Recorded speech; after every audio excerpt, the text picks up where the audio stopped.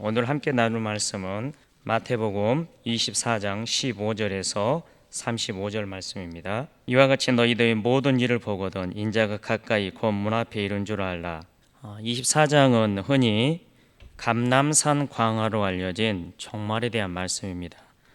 제자들은 24장 3절에서 이렇게 두 가지 질문을 예수님께 합니다.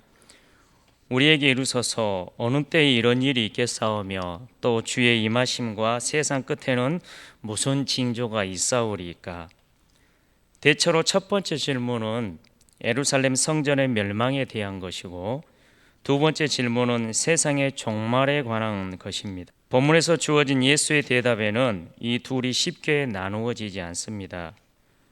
여기서 말하는 종말이 일관되게 주 70년에 있을 예루살렘의 멸망인지 아니면 또 세상 끝의 종말인가는 쉽게 구분할 수 없는데요.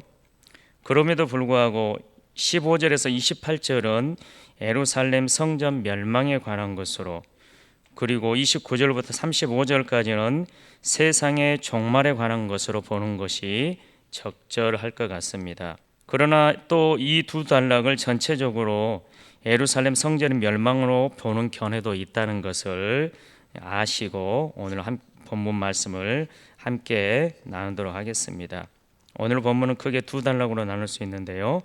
첫째 단락은 15절부터 28절까지 멸망에 가증한 것이 거룩한 곳에 설 때의 내용을 다루고 있고요. 둘째 단락 29절에서 35절은 인자의 징조와 반드시 올 종말에 대해서 기록하고 있습니다. 15절의 내용을 보면 그러므로 너희가 선지자 다니엘이 말한 바 멸망에 가증한 것이 거룩한 곳에 선 것을 보거든 읽는 자는 깨달을지어, 이렇게 예수님께서 지금 다니엘서를 지금 배경으로 말씀을 하고 있는데요.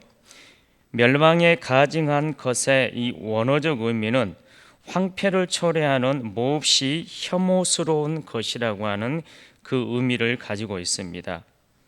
24장 1절부터 14절까지 어제의 큐티 내용을 잠깐 좀 보면 1절부터 14절까지 끝에 이르기 전에 마주할 다양한 현상들, 즉 성전 파괴에 대한 예언과 많은 사람이 예수 그리스도의 이름으로 또 미혹할 것, 그리고 난리와 난리의 소문을, 그리고 기근들, 그리고 지진을 비롯한 재난과 인간 상호 간의 배신, 그리고 서로를 향한 미움과 불법의 성행 등 이러한 것들을 이야기했다면 오늘 시작되는 15절부터 본 단락은 그 끝에 임박한 절체절명의 긴박한 상황을 묘사하고 있다고 보면 될 것 같습니다. 예수님은 그 끝날이 다가온다는 것을 방금 15절 말씀 읽었던 것처럼 선지자 다니엘의 말을 인용하시며 모든 것을 황폐하게 만드는 멸망의 이미지로 이 15절을 시작하고 있는 것을 볼 수가 있습니다. 여기에서 멸망에 가증한 것이 거룩한 곳에 선 것을 보거든, 이것은 어떤 의미를 갖고 있냐면 외부 침입으로 성소와 백성이 짓밟히는 그러한 것을, 그리고 가증한 것이 날개를 의지하여 설 것이며 또한 성소가 더럽혀지고 제단에 가증한 것이 설 것이라는 이 다니엘의 말씀을, 곳곳의 말씀을 인용하고 있습니다. 예수님의 이 말씀은 주 70년에 있을 예루살렘 멸망과 성전 파괴를 두고 말씀하고 있다는 것이 성경학자들의 지배적인 의견입니다. 본문은 황폐를 초래하는 몹시 혐오스러운 곳이 거룩한 곳, 즉 성전 안에 서 있는 것이라고 하는 그런 의미를 가지고 있는데, 성전은 하나님께 거룩한 제사와 예배가 드려지는 곳이자 하나님의 능력과 영광이 임재하는 곳으로 여기는 유대인들에게 있어서는 상상도 하지 못할 그러한 일입니다. 한마디로 이것은 극도의 신성 모독적 행위인데요. 본문의 사건은 이를 이미 언급한 바인 듯 선지자 다니엘 입장에서는 미래에 일어날 사건이고 예수님의 입장에서는 과거와 미래 모두에 해당될 수 있는 사건입니다.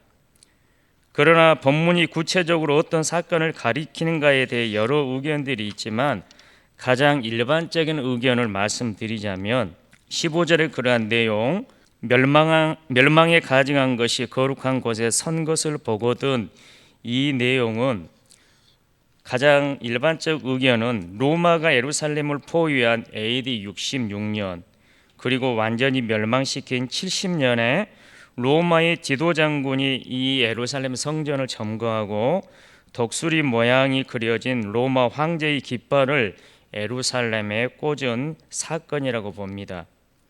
스스로 신이라 부르는 로마 황제의 깃발은 하나님 보시기에 가증한 것이며 유대인들에게도 가증한 것으로 성전에 꽂히면 안 되는 것이었습니다. 병행구절인 누가복음 21장 20절 말씀에 보면 예루살렘이 군대에게 에워싸이는 것을 보거든이라는 군사 작전에 대한 기록이 나오는데요. 이 병행구절을 통해서 볼 때도 이 내용은 예루살렘을 로마가 포위한 AD 66년 그리고 70년에 로마 지도 장군이 와서 했던 그것을 가리킨다고 보는 것이 가장 적합할 것입니다. 예수님께서는 1차적으로 이 유대의 멸망의 전조가 되는 로마 황제의 깃발을 멸망에 가증한 것으로 보셨으나 과거 안티오쿠스 에피마네스가 BC 167년경에 그 안티오쿠스 에피파네스가 성전 유린을 했던 그 사건을 염두에 두고 이 예언을 하셨던 것으로 또 볼 수가 있습니다. 이 15절의 말씀은 이때뿐만 아니라 우리가 살고 있는 이 세상 종말의 때에도 하나님의 거룩하심이 크게 유린되는 사건이 있을 것으로 예고하는 의미를 가지고 있는 것으로도 볼 수 있는 그러한 내용입니다. 예수님께서 15절 말씀 이렇게 다니엘서를 인용한 것처럼 멸망 직전에 3년 동안 유대인들은 그야말로 참혹한 상황을 마주하게 되는데요. 예루살렘의 마지막 시간이 임박했습니다. 당시 사람들이 마주할 상황의 긴박성과 이중함이 본문 말씀 16절부터 21절까지 기록되어져 있는데요. 이런 상황이 발생하게 될 경우가 생명의 위협이 되는 시기이니 즉각 생명의 보존을 위해 행동 지침을 예수님께서 이스라엘 백성들에게 유대 예루살렘에 있는 하나님의 백성들에게 말씀하고 있는 것을 볼 수가 있습니다. 몇 가지 예를 들어서 긴급하게 예수님께서 말씀하고 있는데요. 16절 말씀 보면 그때의 유대에 있는 자들은 산으로 도망할지어다. 15절의 배경이 되는 멸망에 가증한 것이 거룩한 곳에 선 것을 보거든. 그러니까 성전이 유린당하는 성전 멸망의 시점이 다가오는 그때에 16절 유대에 있는 자들은 산으로 도망할지어다. 이스라엘 백성들로 하여금 빨리 도망가라고 하는 그러한 내용입니다.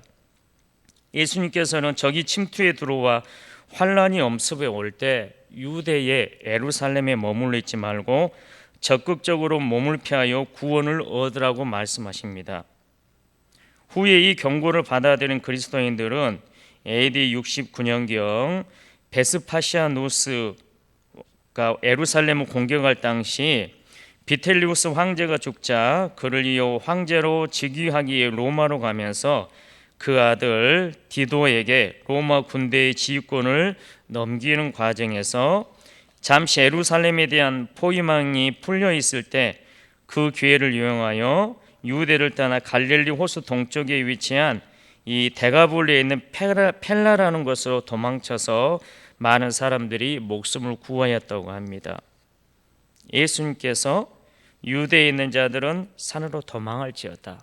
성전이 유린되어지고 환난 날이 다가올 때 빨리 피하라고 하는 이 말씀을 기억하고 실제적으로 피한 사람들이 목숨을 구할 수 있었다라고 하는 그런 사실입니다. 두 번째로 17절 말씀을 보면 계속해서 예수님께서 생명을 보존하는 방법을 말씀하시는데요. 17절에 지붕 위에 있는 자는 집 안에 있는 물건을 가지러 내려가지 말며, 조금이라도 소중한 물건, 이것은 이때 당시 많은 재산이 없었던 사람들에게 집 안에 있는 어떠한 물건은 큰 재산이 될 수도 있는 그런 상황입니다. 그러나 생명을 부지하기 위해 아무리 소중한 물건이라 할지라도 목숨보다 값질 수 없기 때문에 집안에 들어가지 말고 빨리 나오라고 이야기하는 것을 볼 수가 있습니다. 얼마 전에 튀르키예 지진 영상을 보면서 아파트가 무너지는데 불과 3, 4초밖에 걸리지 않은 그런 것을 본 적이 있습니다. 저 시간이면 아무리 피할래야 정말 뛰쳐나온다 해도 목숨을 부지하기 어렵겠구나라는 그런 생각이 들 정도로 순식간에 무너지는 그 안타까운 그 장면을 보았는데, 우리 인생이 아무리 소중한 것이 있다 할지라도 생명보다 귀중한 것은 없지 않겠습니까? 예수님께서는 오늘 본문 17절 말씀을 통해서 아무리 귀한 것이 있다 할지라도 네 생명보다 귀한 것은 없으니 네 생명의 보존을 위해서 집 안으로 어떤 물건을 가지러 들어가지 말라라고 또 긴급하게 이렇게 이야기하는 것을 또 볼 수가 있습니다. 또 세 번째로는 18절에 밭에 있는 자는 겉옷을 가지러 뒤로 돌이키지 말지어다라고 말씀합니다. 있는 그 자리에서 바로 도망쳐야 한다는 것입니다. 그래야 생명을 건질 수 있습니다. 자기의 겉옷이 의미하는 자기 소유에 대한 집착이 강하지 않는 사람은 아무도 없습니다. 자기의 소유를 하나라도 더 챙기려고 할 것입니다. 중동 지역에 이 겉옷이 없으면 추운 밤을 새는데 어려움이 있을 수 있겠지만, 그러나 그럼에도 불구하고 목숨을 챙기는 것이 더 중요하니까 네가 소중히 여기는 겉옷이라 할지라도 그것을 가지기 위해 뒤로 돌이키지 말라라고 한 그런 사실입니다. 물건보다 목숨이 더 중요하기 때문에 예수님께서는 지금 몇 번의 예를 통해서 계속해서 생명을 보존하라고 말씀하는 것을 볼 수가 있습니다. 그러면서 19절에 그날에는 아이 벤 자들과 젖 먹이는 자들에게 화가 있으리로다 라고 이야기를 하고 계십니다. 여기서 화가 있으리로다라고 하는 이 표현은 며칠 전에 담임 목사님께서 말씀하셨듯이 우아이라고 하는 그 단어인데, 이것은 어떤 저주라고 하는 그러한 개념보다는 슬프도다라고 하는 그런 의미를 가지고 있습니다. 고통의 날에, 환난의 날에 뭐냐면 아이벤 자들과 젖 먹이는 자들이 있어서 슬프다라고 하는 그러한 내용입니다.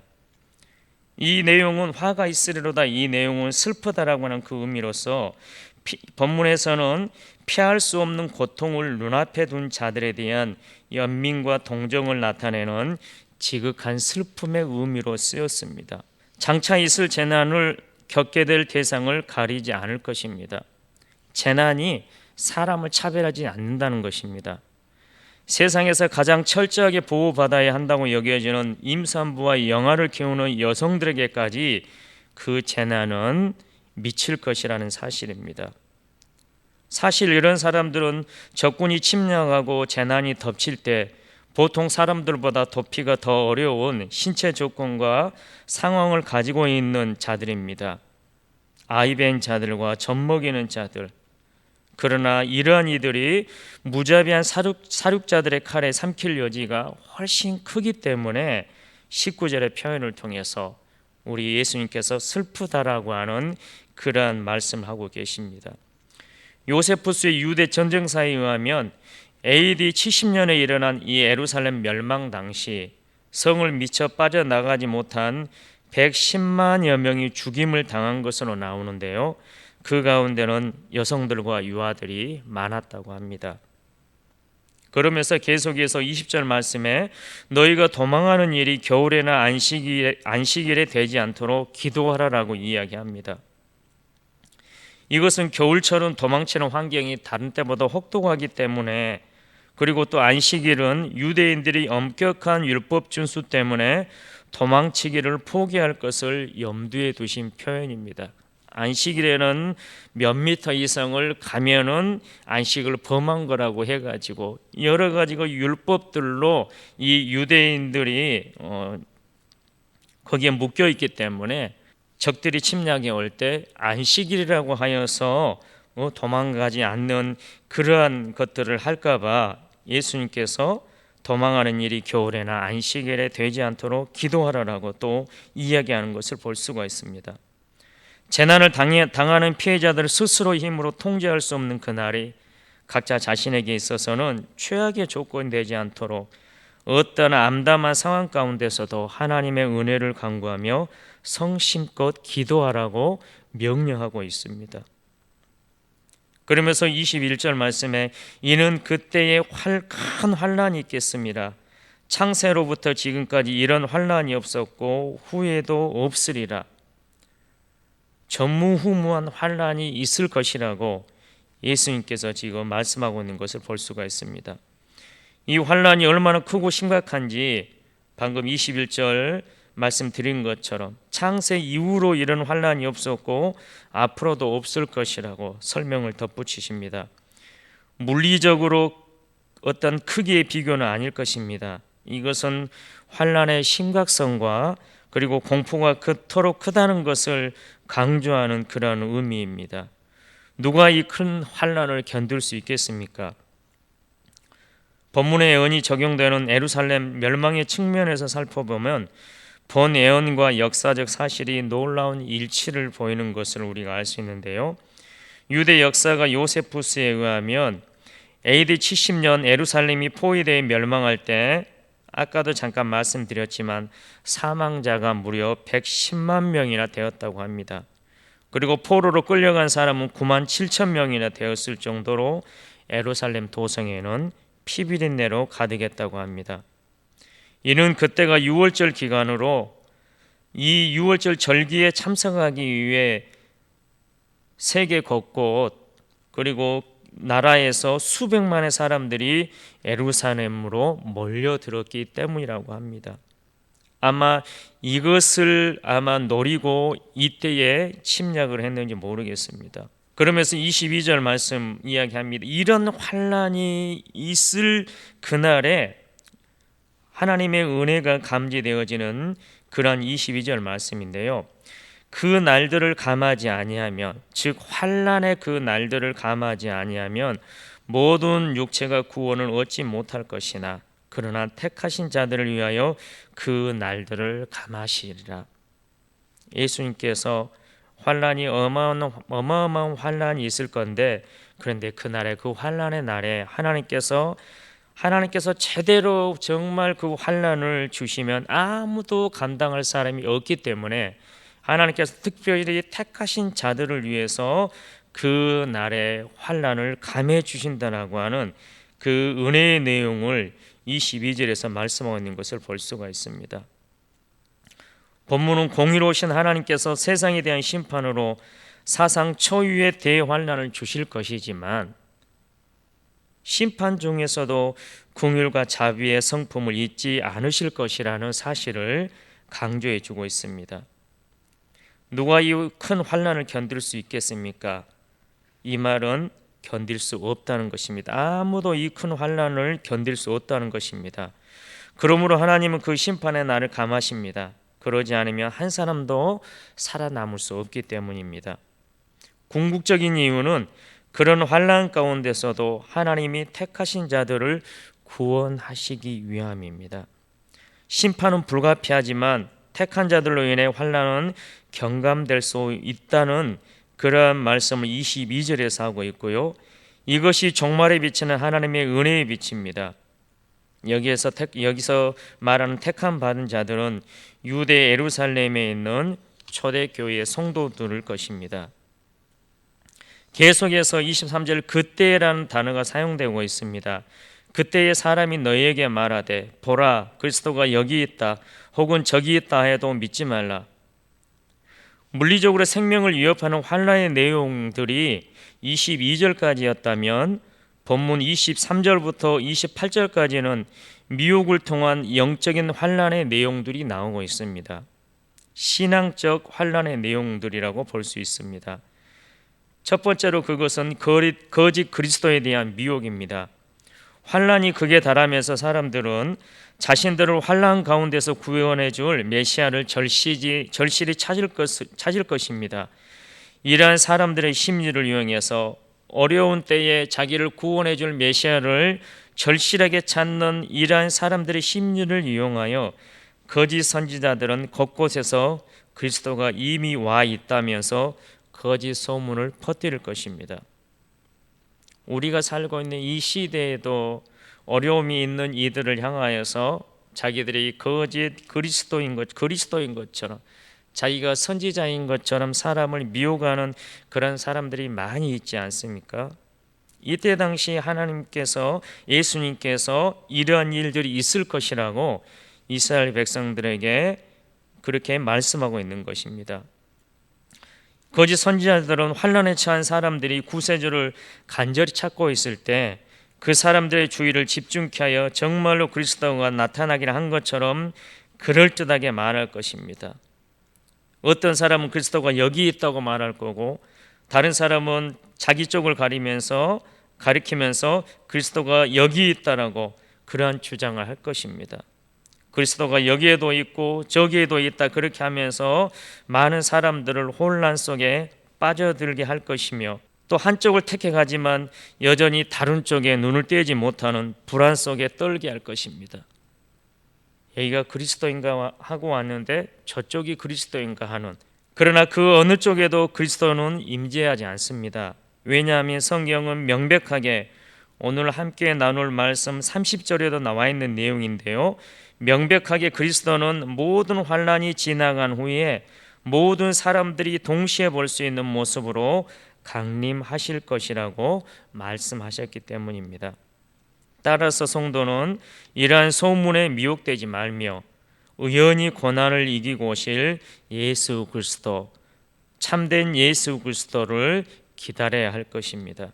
이어지는 24절에서는 거짓 그리스도들과 거짓 선지자들이 큰 표적과 기사를 보여 택한 자들까지도 미혹한다는 암울한 현실을 또 이야기하고 있습니다. 그들은 큰 표적과 기사를 보여줄 만큼 큰 능력이 있고, 또한 하나님이 택하신 자를 미혹할 만큼 집요한 열심을 낸다는 것입니다.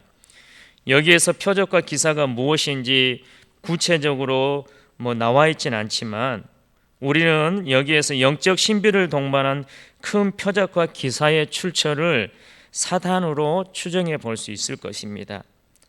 사람 자체가 능력이 있는 그것이 아니라 그 사람을 통해서 사단이 일으키는 그런 표적이라는 말씀입니다. 예루살렘 멸망은 하나님의 심판입니다.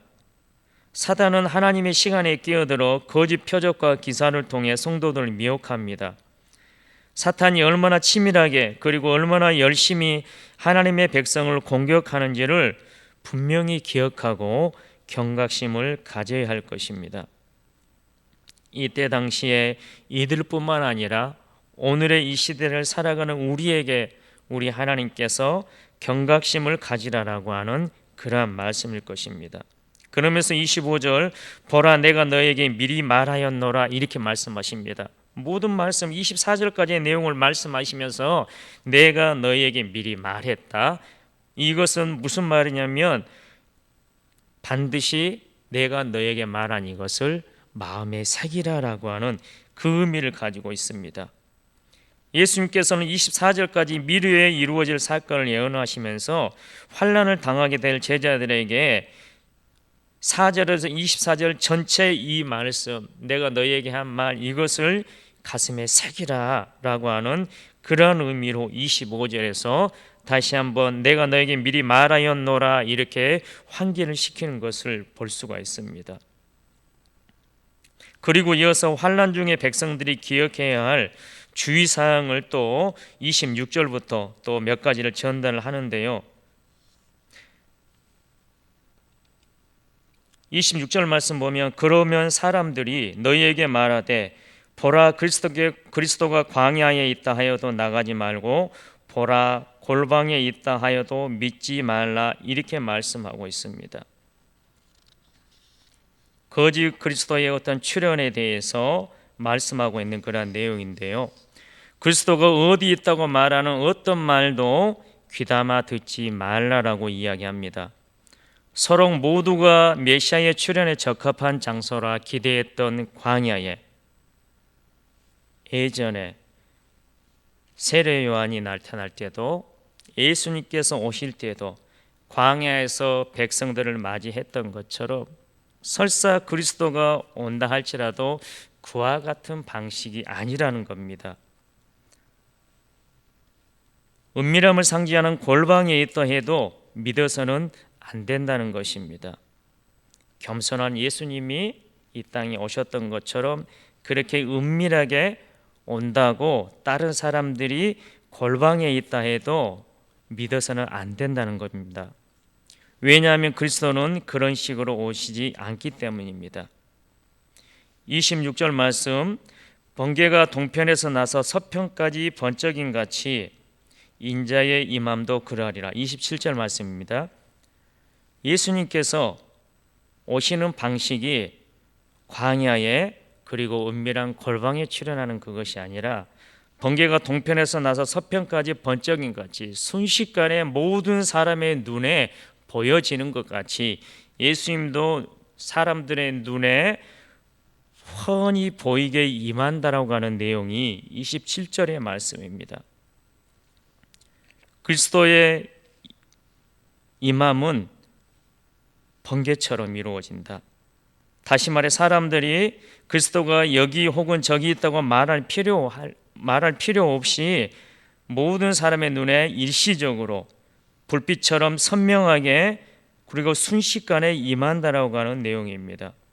그러면서 28절 죽음이 있는 곳에는 독수리들이 모일 것이니라. 이 표현을 통해서 독수리들이 보이는 거기에 분명히 죽음이 있는 것이 확실한 것처럼 예수님의 임함도 확실하다라고 하는 내용을 이 또 28절 말씀을 통해서 예수님께서 강조하고 있는 것입니다. 29절부터는 둘째 단락이 시작인데요. 29절에서 35절은 인자의 징조와 반드시 올 끝 종말에 대하여 기록하고 있습니다.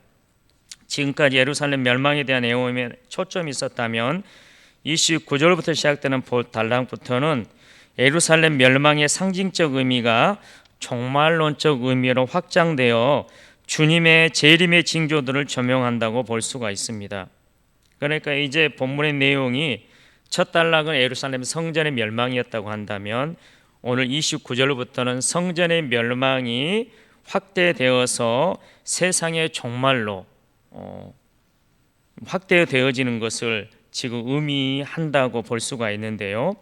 이때 일어날 일을 29절부터 31절까지 세 가지로 보자면 첫째로는 29절에 기록된 것처럼 그리스도께서 재림하실 때에는 천체의 대이변과 더불어 사람들을 미혹했던 악한 영들이 심판에 대한 두려움 때문에 공포로 휩싸일 것을 예언한 것으로 볼 수가 있습니다. 29절 말씀, 그날 환난 후에 즉시 해가 어두워지며 달이 빛을 내지 아니하며 별들이 하늘에서 떨어지며 하늘의 권능들이 흔들리리라. 이것이 이 첫째의 그러한 내용이고요.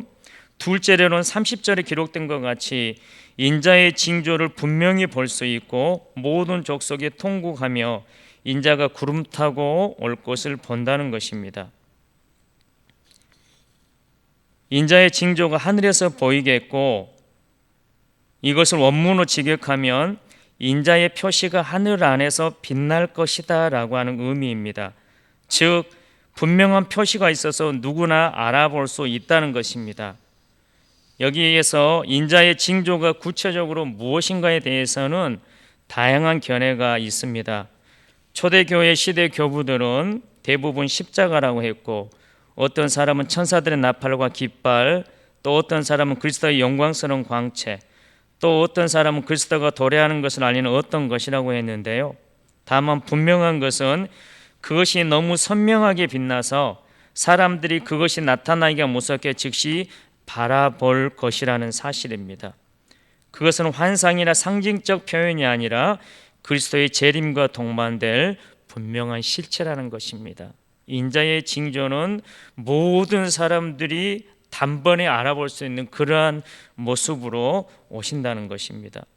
그다음 모든 족속들이 통곡하며라고 하는 단어가 30절에 또 나와 있는데요. 모든 족속들이 통곡한다라고 하는 부분은 이렇게 해석할 수 있는데요. 살아생전 그분을 믿지 않고 배척하며 복음 전도자들을 비웃던 모든 무리들은 가슴을 치며 통곡할 것이라는 것입니다. 그리고 그 중에서도 특히 선민이라고 자부하면서 당연히 구원받게 될 것이라 기대했던 이스라엘 사람들이 더욱더 큰 소리로 고통을 토로할 것이다라고 하는 그러한 내용입니다. 셋째로는 31절에 나온 것처럼 큰 나팔 소리와 함께 천사들을 보내어 흩어져 있는 택한 백성을 모두 모은다는 것입니다. 31절 말씀 보면 그가 큰 나팔 소리와 함께 천사들을 보내리니 그들이 그의 택하신 자들을 하늘 이 끝에서 저 끝까지 사방에서 모으리라. 주의 오시는 날에 천체와 영적 세계의 대이변의 현상이 있을 것이며 통곡하는 자들이 있고 흩어져 있는 하나님의 백성들이 모아지는 은혜의 역사가 있어지는 것을 드러내는 말씀이라 하겠습니다. 누군가에게는 이 날이 심판의 날이지만 누군가에게는 은혜의 날이라는 것이 이 주님 오시는 날이라는 것을 오늘 본문은 말씀하고 있습니다.